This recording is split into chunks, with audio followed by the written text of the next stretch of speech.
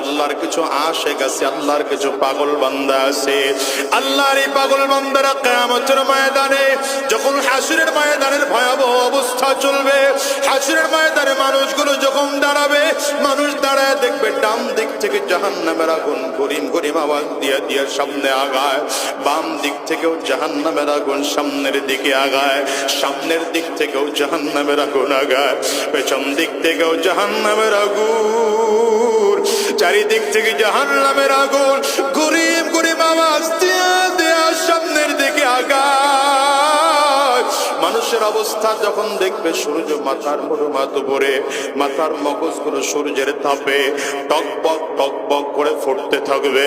ওদিকে আমার মালিক জালালিয়াত জব্বারিয়াত কাহারিয়াতের কণ্ঠে ডাক দিবেন, লিমানিল মুলকুল ইয়াউম